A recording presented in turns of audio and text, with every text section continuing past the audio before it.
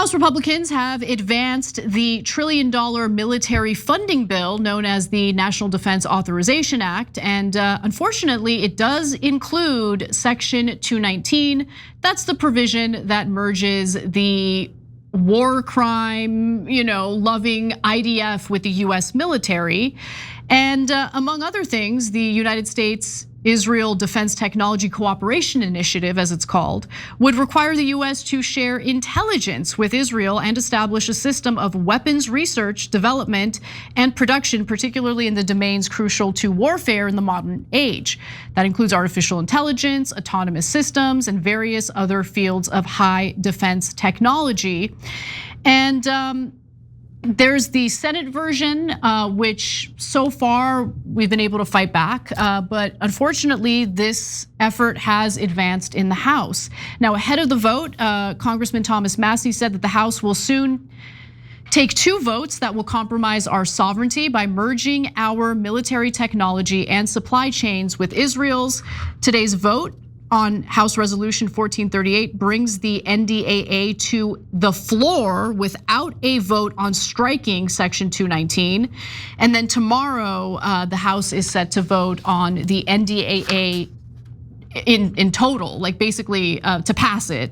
And it does look like it's gonna work. Marjorie Taylor Greene, and I gotta say, like, where was this version of Marjorie Taylor Greene when she first got elected? Because I can get behind this. Okay, she says, they won't allow Massie's amendment to strip Section 219, but instead they allowed Congresswoman Luna's amendment that only removes the word integrate.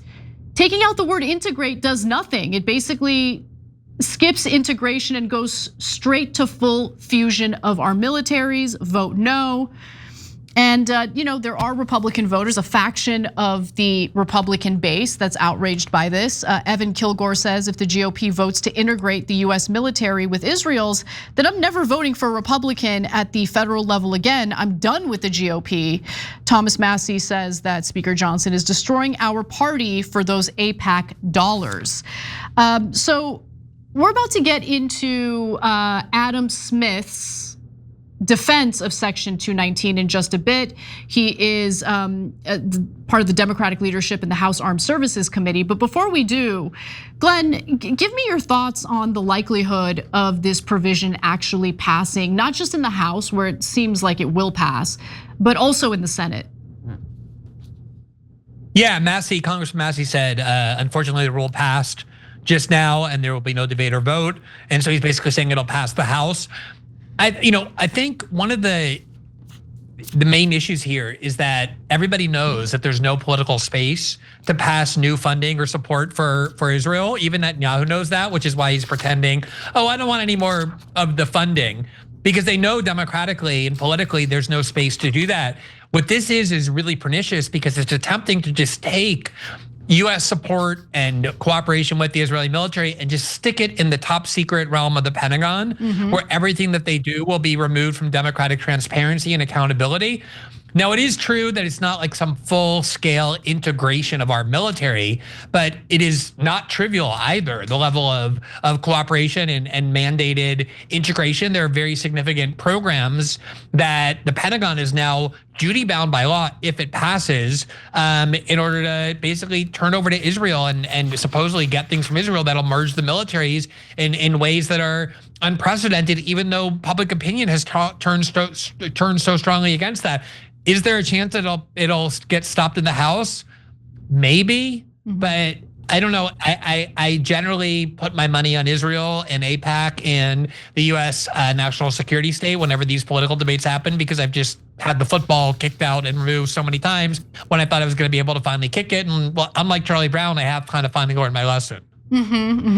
Well, Congressman Adam Smith was asked about Section 219 during his debate with Krystal on Breaking Points today. And I want to show you a few highlights because, he initially vocally supported Section 219, which at the time was Section 224.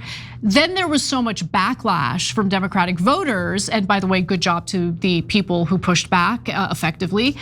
He's now pivoted to no longer supporting the provision. It doesn't seem like it's gonna matter because obviously they just passed that rule in the House, which means there'll be no debate on Section 219. They won't even consider Massey's amendment to strip the NDAA of the provision. But I do want to talk a little bit about the lies that Adam Smith told during the context of that debate, because he did downplay the impact of Section 219, and you're about to hear it in this next clip. Take a look. Section 224 has been of a lot of interest to our audience. This is what would effectively partially merge the US military with the Israeli military. You were originally in support of it. You changed your position on it. I just wanted to know about your thought process here. Merge the US military with the Israeli military. What it does is it talks about co-development programs. And mostly I see this as a benefit to the US military, particularly when you're talking about missile defense. The Israeli military is really good at it. They can help us develop those systems so that we have a better system. I think it's an incredible exaggeration to say that this would merge the US military, because out of thousands, literally thousands of programs, we would have 3, 4, maybe 5 or 6 that we were co-developing with the IDF. But you've changed your position now, correct?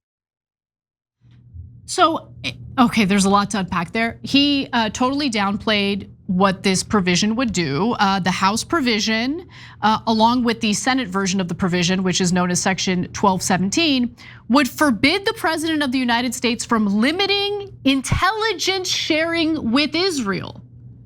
The commander-in-chief would not be able to stop our government from sharing intelligence with a foreign, Israel is a foreign country. It's not America, even though we bankroll it. Okay, but by the way, Glenn, really we need Israel because they're so good with their missile interception technology? I was led to believe that we developed and funded their missile interception technology in the Middle East, but maybe I'm wrong. What do you think? I think that, this is why I got to the point where I just couldn't keep putting my faith in the Democratic Party, because as we talked about before the break, Adam Smith is someone who obviously felt compelled to go to breaking points, which he considers lowering himself to do, to talk to this kind of audience that's filled not with like far leftists, with kind of the AOC Bernie left liberal, who's at the end of the day still a loyalist to the Democratic Party, will always vote for the Democratic candidate, to justify why the Democrats are getting better on things. And he kind of went there as an avatar of that. And yet here he is, as somebody who has spent decades in Washington, which is how he became the ranking member on this committee, to basically defending the fundamental foreign policy that is very bipartisan and longstanding in Washington, which is that Israel is our close ally. We work with them, and now they're trying to claim that the reason this has to continue is not because we want to keep subsidizing them, but because somehow we're the beneficiaries of their largesse, that we need them. This is all a complete and total lie to try and get you to forget about the fact that this is an apartheid state based on ethnic Jewish supremacy that is just engaged in genocide in Gaza, that is doing the same in the West Bank, that has stolen land from the Lebanese and the Syrians, that has induced the United States into this incredibly dangerous war in Iran, to be able to say, oh no, they're just a very high-tech country and we get benefits in this very limited way. This is the Democratic Party trying to show a better face for political reasons, to convince alienated leftists that they should still find space in the Democratic Party with their hearts, but at the same time, making very clear that they will never alienate their main donor base, which is AIPAC and these big corporations and the defense contractors that have underwritten Adam Smith's career. As I said, he's basically Boeing's representative in Congress from Seattle, a deeply blue district, but can never get defeated.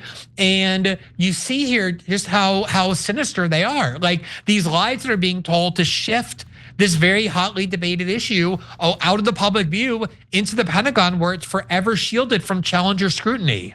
Now, Massey had proposed an amendment to stop funding Israel, including Israel's defensive capabilities, and the absolute meltdown that was obvious online shows you that Adam Smith is full of crap, because every pro-Israel pundit on X that day was like, oh, they want to see the destruction of Israel. They desperately need that almost $4 billion a year in military funding. Otherwise, Israel would be destroyed.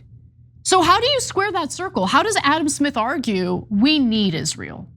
Without Israel, we're in a lot of trouble. We need their missile interception technology, which again, we developed and we fund. It's called the Iron Dome.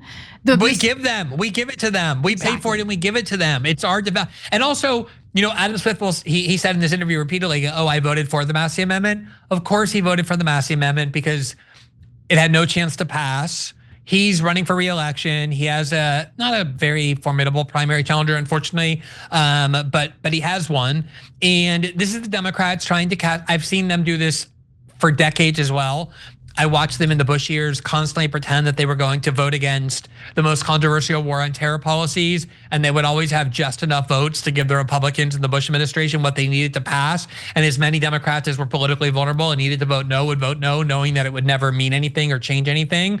And yeah, you're absolutely right. If Israel is the one that's giving us so much and we need them, and one last point on it is, like, I know you know this, $4 billion a year is the absolute minimum we're required to give to Israel under the MOU that Obama signed with Netanyahu when Obama was on his way out in 2016. The reality is that when Israel has wars, which is most of the time, we end up transferring 10 times that to Israel. In fact, under Biden, from 2024 to 2025, we gave the Israelis more than $20 billion. That was just direct transfers, to say nothing of how much we spend to deploy our military to protect Israel, to give them arms, to give them all sorts of things directly from our own military through our own protection, through use of our anti-missile systems, now going to war with them and for them in Iran, as well as the billions of dollars we give to the Egyptians, the Jordanians, which we give to keep peace in the Middle East, to protect Israel as well. None of that's even included in the tally.